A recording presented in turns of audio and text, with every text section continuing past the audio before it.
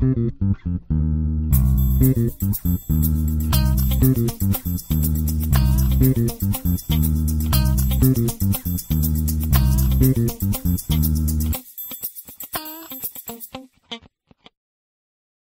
Centre for Economics and Business Research published a report by LV Equals in January this year called the Cost of a Child Report. According to LV Equals, the cost of a child is now £227,226 on average, and that's from birth to 21 years. That's risen nearly £5,000 in just 1 year, and the cost per year works out at just under £11,000. The first year in a child's life has risen the most by almost 5%.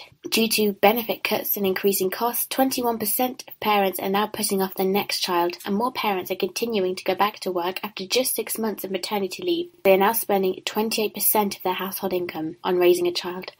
The cost has risen 62% since the first report was published in 2003. Also in January, the Office for National Statistics published figures that the number of 20 to 34-year-olds living with their parents has increased to a record 3.3 million, which is 26% of the age group, and that's 25% more than in 1996. Using these statistics, thisismoney.co.uk pointed out that the prices for parents have risen almost 10% faster than for the rest of the population. Prices for parents have increased by 33.6% over the last decade, and they also pointed out that 1 in 10 parents had to cancel or review insurance products and income protection cover, and 1 in 3 parents have had to reduce the amount they save.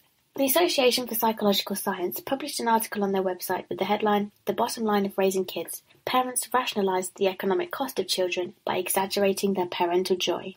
In this article, they detailed the research of Richard Eibach and Stephen Mock at the University of Waterloo.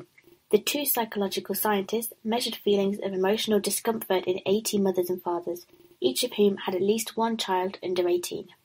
They also measured how much they idealised parenting through a variety of studies that asked parents to focus specifically on either the negative economical or positive emotional sides of parenting.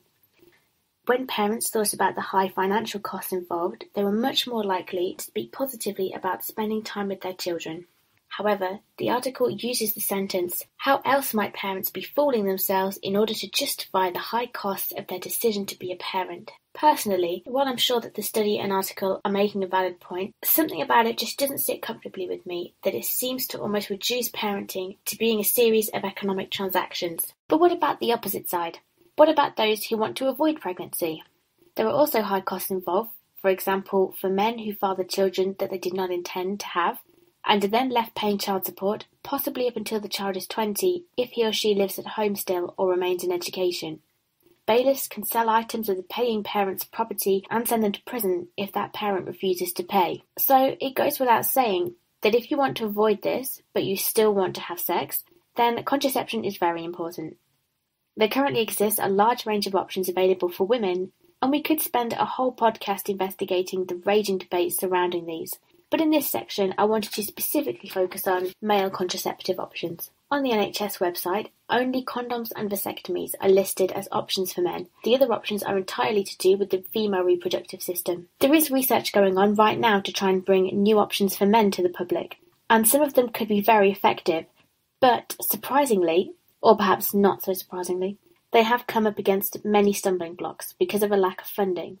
And in some cases, the scientists involved are simply waiting for their projects to be able to get going properly once they have the funds they need.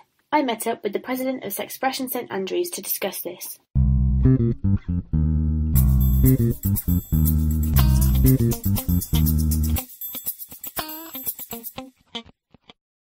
So I'm here with Anna Peacock from Sexpression, who is actually the president of Sexpression.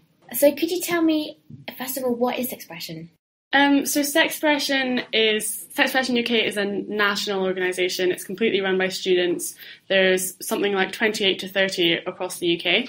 And basically, in our branches, we go out to local schools and we teach sexual health education. And we cover a range of topics from things like contraceptives, STIs, relationships, that kind of thing. So talking about teaching sex education in schools, is there a curriculum as such that all schools have to follow?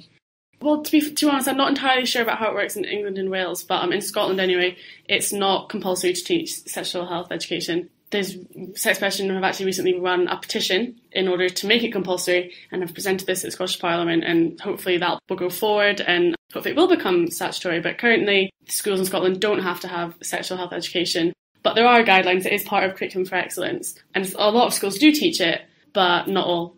In this podcast, we're specifically focusing on new methods of male contraceptive under development. So what does Sexpression currently teach in schools about contraception generally?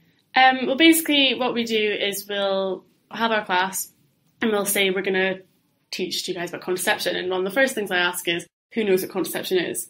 And a lot of them will say, oh yeah, we know what that is. But then you say, well, can you define it? And they all sort of like, oh, is that like a form of like abortion? Or like, and they can't even really define it. Like they sort of know what it is, but they don't actually know. So first of all, I sort of clarify exactly what contraception is. And then after doing that, we sort of get them to suggest any types of contraception that they know, because a lot of the kids are sort of 15 to 17, and a lot of them, some of them are sexually active, and a lot of them are aware of the types of contraceptives out there. So we don't want to bore them about things they already know, and we kind of want to get them involved as much as possible. So we'll say to them, do you have any ideas? And then they'll come up with things that they already know, and then anything that they don't know, we'll sort of tell them. So say, I can't remember how many exactly we teach, but say if they come up with 8 and there's 12, then we'll tell them the remaining 4.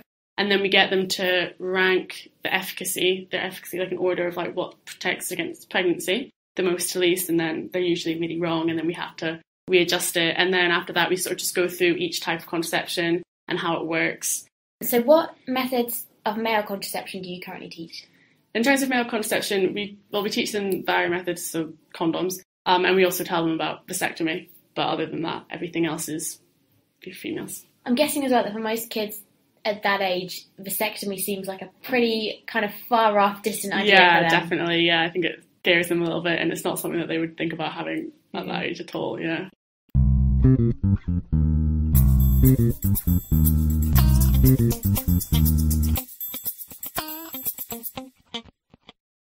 The clean sheets pill is one of the methods currently being researched. It was invented by Dr. Namika Amobi and Dr. Christopher Smith, and it could be taken as a fast-acting pill that only needs to be taken 2 to 3 hours before sex and would wear off after 18 to 24 hours. It works by preventing the release of semen as the circular muscles in the Wolffian duct system contract as normal, but the longitudinal ones do not, meaning that the semen is naturally absorbed back into the body just as it would be if a man was abstinent. However, the orgasm would still feel the same. Another method, Vasogel, is a polymer gel that is injected into the vas deferens and with a simple procedure carried out by a doctor, could last for up to 10 years. Neither of these methods involve hormones, meaning libido and mood will not be affected. The researchers behind Vasogel are hoping to have it on the market in 2016. I asked Anna what she thought of these methods. Well, I think the mechanism of how they work is interesting. So obviously with the clean sheets pill, the fact that it sort of prevents ejaculation, I think that's quite an odd idea, I suppose. Like, I don't think it's a bad idea at all. But I just think because it's obviously so different to what everyone's used to in terms of sex, I think it would take a while for people to sort of warm to the idea. But in terms of how it works, obviously, it's a great idea because it prevents the sperm getting there in the first place. So, and then with the vasal gel and how it blocks the vas deferens, again, I think the issues with these contraceptives maybe aren't necessarily to do with how they work, but perhaps more to do with men thinking whether or not it's really why they should be doing it when there's already concepts out there for women that are working. I think I can understand that to some extent. I mean, as I'm all for gender equality, and I don't think that certain aspects of life should be a woman's worry or a man's worry, but I can understand why a man would say, well, what's the point in me taking something when there's something else that's 99.9999% effective that my girlfriend or wife or whatever is taking and it's working. Anna's point about people potentially not warming to the idea has already been seen. The Posthumous Foundation, which supports the development of the clean sheets pill, state on their website that many policymakers say men would never go for this and there's no point in bothering with the research. But they ran their own attitude survey in the US, and among low and moderate income young men, about 20% said no way, but 20% said yes, when can I get it? The rest would want to know more first. But actually, the 20% who said yes, although it may not sound like much, that's already higher than the number of men who use condoms. On the other hand, there are already articles out there that have been written which question whether or not men would actually want this. One such article being called "The Contraceptive Pill No Guy Wants." Although it is important to say that while opinion is divided, there certainly does appear to be support for both sides. In terms of how the Clean Sheets pill has had, for the last 6 years, certainly a lot of problems finding the funding to keep going. But when we take into account the fact that the Clean Sheets pill could potentially, because it is still a work in progress, but potentially reduce HIV transmission because of there being no semen involved, do you think that we're overlooking maybe an even bigger factor? Do you think that's kind of getting lost in all this noise about... Yeah, I think it probably is. I mean, when you talk about male contraceptives, that is sort of, I suppose, what people go to, is the fact that, well, probably men probably don't want to because there's something out there for women anyway, so what's the point or whatever. It's sort of overlooking a market, I suppose, in that when you talk about contraception, I mean, it is to do with preventing pregnancy. So even just by saying male contraceptive, you're sort of talking about pregnancy as opposed to STIs and HIV. By focusing on the fact, will men take it or not? Why would they when, their women could take something else? Yeah, you're completely missing out on the fact, well, actually, this has a completely other benefit. It would appeal to not only male gender couples, but male couples as well. And so by having this sort of big debate about male contraceptives, you're completely excluding like this huge other benefit of it. It is a good idea because if you want to say, well, maybe males who have sex with females, maybe they might not take it. But I mean, there's a huge gay community out there who I'm sure would be interested in it. So yeah, I do think that it's being masked, that potential is being masked by this debate as to whether or not males will actually take it. Do you think there are things, elements of society, for example, pornography or other things that affect this? Oh, 100%, completely. I think that porn can be awful in so many ways in terms of how it sort of like depicts women, how it depicts sex. I think people have these ridiculous expectations of sex in general based on porn. And I think, the fact that ejaculation shows a man's sort of like masculinity, and I think that would probably be a factor into why men might think, oh, well, I don't want to lose my masculinity by not ejaculating anymore. So yeah, I do think that it does have a factor. And even, I mean, some of the advertising campaigns that you see, and I mean, especially, God, some of the nightclubs that use like these horrific advertising campaigns of like girls or whoever with, they'll use white substances and stuff, and it's just like, I think there are a lot of influences, I suppose, from other sources that make ejaculation, I don't know, a masculine act and makes it out that it's really important and stuff. And yeah, I can imagine that would definitely put someone off.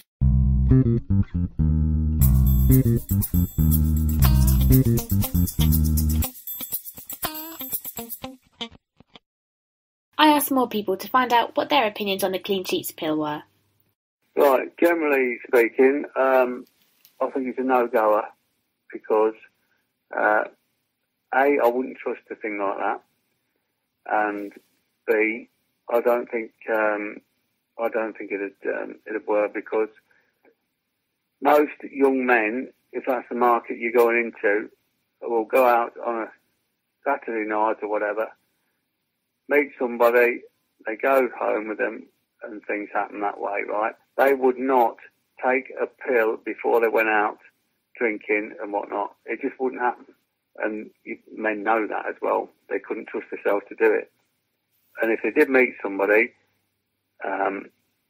would they trust that man if they said, I've just taken a pill, you needn't worry about it? Do you think a girl would trust somebody who's telling them that? Because I don't. I think it's a very good idea because it gives power to the males to be able to make sure they don't father a child. Because I think nowadays more and more young men are being caught out with having to pay maintenance for a child. Now there's all these DNA tests and everything. Whereas years ago people couldn't really prove it. They can nowadays. And I think that it could be popular, especially if you could take it long term every day instead of just before you went out, short term pill. Something they knew they were completely covered by, like the female pill is. I think they would feel quite confident and relaxed going out, knowing that they weren't going to father a child and have history with somebody they didn't really want a relationship with anymore. I just think it would be a very positive thing. I don't know, it's like firing blanks, isn't it? It's worse than that. It just seems to be a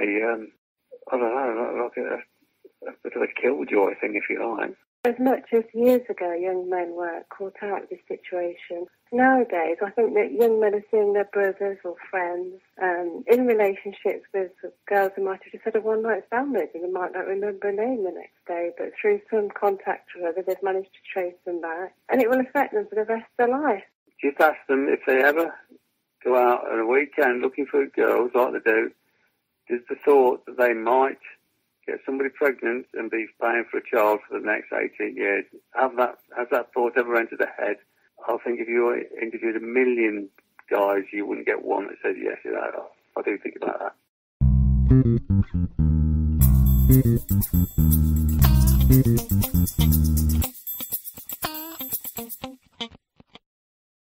Another male respondent said, "I think it might be a good addition to now common methods of contraception. Especially German people prefer to use several methods at the same time, condom and pill usually. Plus, if it is better than a condom alone, it would be a greater chance for men to have more control. But I think it might also pressure a lot of especially younger girls. Think of one-night stands and the guy saying he took the pill and that they wouldn't need an additional condom. This might also be dangerous in a way that STDs might spread again." So it seems that many people have very different opinions on male contraception, and for the time being, these solutions still are hypothetical anyway, so there's only so far really we can argue over the pros and cons without actually knowing what they really will do. Unfortunately, it does seem that that could still be some time away, especially for the clean sheets pill. Personally, I find it hard to see why some people can be so against simply the option of having these pills available. It's not like anybody's saying they'd be forced to take them, but surely it can only be a good thing for men if they're able to have more control and responsibility over their own fertility, and thus avoid situations that are seen time and time again. As for the cost of raising a child, well, it does seem that it's getting more and more expensive, but I think it's important to also remember that there's so much more involved in having a child than simply money. So at the end of the day, for most people who really do want a child, money is only one factor.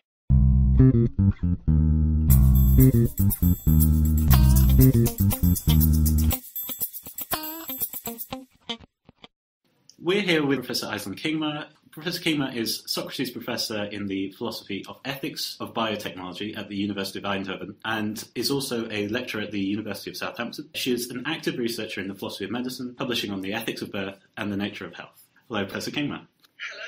So we're going to start with some questions for you about your work on the metaphysics of pregnancy. Traditionally, a pregnant organism is thought of as a parent containing another organism. Now, this might be thought of as a bun-in-the-oven model of pregnancy, where the fetus is treated as some sort of almost parasite, living in the pregnant body, but not being a part of it. But recently you've been looking to challenge this view. What is the alternative model that you have in mind? Yes, thank you. So, at the moment, I have in mind something that I call the part-whole model. Whether that is going to be the final answer, I don't know. So what you describe is what I call the fetal container model. The idea that the pregnant organism is merely this container, and in this hollow bit inside that isn't really part of her sits a fetus. And that just seems to me fundamentally wrong. So I look at reproductive physiology and the way we're actually wired up to make this claim that at least on some conceptions of the organism, a fetus always comes out as a part of the organism in the way that your kidney is a part of you, or your hair is a part of you, or your heart is a part of you, or your bladder is a part of you, and I could go on and on. We have this traditional model, the fetal container model. Do you think that there's any particular reasons for the dominance of this model, or is it just that it's somehow common sense? People have looked at this from sociological and historical perspectives, and what they say is first that this is not at all a very old model. People used to conceive pregnancy in various ways, and people used to conceive of the start of the fetus in various ways. So for a long time, what was known as quickening, which is when a mother first felt the movement of the fetus, was sort of seen as the coming into existence of this entity. There are various traditions, including religious traditions. The Talmud, for example, or so I have been told, I haven't investigated this properly, sees the fetus as part of the pregnant mother up until birth. So there's a whole range of traditions and ways. What the people who write about this say is that the way we think of the pregnancy now, this natural idea of the fetal container model, is something that has been shaped and construed partially in conjunction with the way that medicine intervened upon and made visible the embryo as part of anatomy, so cutting up dead bodies, but also through initially radiotherapy and then ultrasound, it sort of created this entity, which is the embryo and the fetus. People who write about this also claim that this has a lot to do with claiming power and authority. It also gets construed very heavily in the media. So there's a famous Life magazine images of the Nielsen Swedish photographs of the embryo and the fetus. These are some of the first kind of big color photographs of this. Very much presented sort of an astronaut in space image with the rest of the organism cut away. And that is very often how we still depict pregnancy, right? The belly is there, the rest of the woman is cut off, and we just see the fetus. So there's a lot of construction and a lot of depiction. We're starting to see some of the reasons we might think that rejecting this model is a wise thing to do. What other reasons do you think there are for dumping the fetal container model? But the most important reason is I think that it's just false. It just thoroughly misrepresents what's going on. And it's quite striking the way that people write about it. It seems that they just forget in some ways that there are things like a placenta and an umbilical cord that sort of just knit the fetus into the maternal organism. People just seem to have a sort of a toy biology picture of this that is just completely wrong. Accepting that we're once a proper part of our mothers or somehow symbiotic with our mothers seems to put under pressure the idea that we're essential persons and separate entirely. How would you conceive of personhood on this non-fetal container model? So far, I've just been thinking about organisms, precisely because we sort of have a fairly clear idea of what organisms are. When it comes to what persons are, people vary enormously, and they also vary enormously in how they think persons relate to organisms. Some people think that persons are organisms. Some people think that persons are minds or souls or collections of memories. So it gets very messy at that point. One thing that I do think is very striking once you accept something like the part-whole model is that we cannot hold on to certain claims that people think they now can hold on to. So it sets up a dilemma. When we think of persons, as you said, we tend to think of things like conscious or self-aware, but we also primarily think of persons as physically distinct, clearly demarcated individuals that can operate independently and whose interaction we can describe on the basis of them being independent and then having to start interfering with each other. Obviously, that doesn't apply to fetuses, right? On this account, fetuses aren't independent. They can't operate independently from the mother, nor can the mother operate in a way that doesn't always involve the fetus. So all these assumptions about individuality and things go out of the window. So I think the part-whole claim and pregnancy in general sort of sets up a dilemma. Either you say, I hold on to this idea that persons are individuals, distinct, but then persons cannot start before birth. Or you think, well, that is really unacceptable because the baby seconds after birth and the fetus seconds before birth can't be all that different. You must either give up on the idea that persons are individual and distinct, or you must give up on the idea that a person could ever be there before birth. And so the birth then becomes really relevant. When the birth happens, whether it happens at 32 weeks or 42 weeks, doesn't matter. This is not about anything intrinsic to the fetus. This is about the hooked upness between the fetus and the pregnancy. And so one reason this might be really important is that once we ascribe to something personhood or it being a person, we think that we can draw certain conclusions. We think that persons, for example, have rights. But the rights that we ascribe to persons, such as right to privacy, right to body ownership, rights not to be interfered with, they all presuppose this image of personhood that is individual, distinct, clearly demarcated, and independent. So you wrote your 2011 paper, The Lancet's Risky Ideas, Rights, Interests and Home Birth, in response to an article in a highly respected medical journal, The Lancet, where they wrote that women have the right to choose how and where to give birth, but they do not have the right to put their baby at risk. There are competing interests that need to be weighed carefully. You took issue with what had been written here. Would you mind telling us why? I was just extremely angry, basically. So what had happened is this meta-analysis. So it was an analysis of a bunch of studies coming out that compared planned home birth versus planned hospital birth. Very big meta-analysis, very big controversial issue. And the meta-analysis found that planning a home birth resulted in a slightly higher risk for the fetus/newborn. Now, lots of people criticized that meta-analysis on all sorts of grounds. There's lots to be said there, but set that aside. The Lancet sort of bought the result and said exactly that. They said this weird thing where they said, well, the woman has the right to decide what happens to her, but she doesn't have the right to put her baby at risk. And so, yeah, we need to make a weighing here. And I mean, that's just wrong. You can't put those two things in one statement and then not go and properly argue for one. But the main thing that bugged me is I think pregnant women do have a right to put their baby at risk.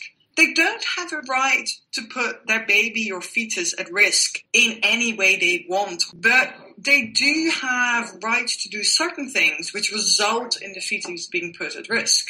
I don't have a right to harm you nilly-willy, but I do have a right to harm you when you attack me and I exercise my right to self-defense, right? My right to self-defense kind of in that circumstance gives me a limited right to do some harm. And similarly, in the case of birth, if women have a right to decide what happens to their body, who sticks their hands up their vagina, which is part of this whole birth process, who's going to be there, where are they going to be, right? If they have that right, then with that comes the right of making choices, some of which might be slightly more risky for the fetus than others. In that limited case, they do have a right to put the fetus at risk. Because denying them the right to put the fetus as a risk denies them the right to freely move about, to decide not to go to the hospital, to refuse certain people, touching their naked body. And it just seems to me insane that you could think that.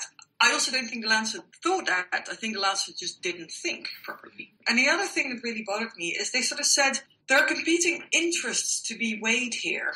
And that sort of suggested that the weighing ought to be done by the medical professional. This is a woman's body, and just like any other case of medicine, the authority to decide what happens there, certainly the authority to refuse stuff happening to you, lies with the person as long as they're competent. So I dislike this kind of air of the doctor deciding, but it was also, again, simply wrong, because the whole point is that the fetus has an interest in the safest possible birth, but it doesn't have a right to the safest possible birth, because a right to the safest possible birth requires that a woman needs to submit to all sorts of stuff that is, highly interfering and she might not want to submit to. So the fetus has an interest there, whereas the woman has this right to decide who touches her body. And where there are rights and interests at stake, it's important to notice that there's a right and an interest, because then we think the right trumps. And the Lancet sort of just said there are interests, and so we can weigh them. Deciding what happens to your body isn't an interest. What would you say to the person that claims that the baby also has some sort of right in such a circumstance, whether to greater safety or to self-determination of their own? I think we can get quite far with the ethical frameworks we have. The general tone of the debate surrounding birth ethics is, I think, way off from where it should be. So, for example, people are discussing things like forced cesarean sections, right? Court-ordered cesarean sections. There have been a couple of cases of these in the in the US. There have been reports of people being threatened with this, and people are like, oh, this is an issue. And it's worth just putting out that forcing somebody to undergo a cesarean section means dragging them to hospital against their will, strapping them down, sedating them, and cutting them open. This is not peanuts. This is not a forced blood prick. That's extreme. And if you just think of other cases, right? So think of a child that needs a bone marrow donation to survive because they're suffering from leukemia. Nobody would dream, I think, of finding a donor, strapping that donor down and extracting their bone marrow, which you can do by filtering the blood. You don't even need to cut them open. So that shows quite clearly that, right, we have this issue that we don't interfere with people's bodies in that way. Not even when somebody else has very serious stake, namely their life. So it is just really striking that when it comes to birth, we are willing to do forced cesarean section to give a fetus a chance, a mere chance of running less risk. Professor Kingma, thank you very much.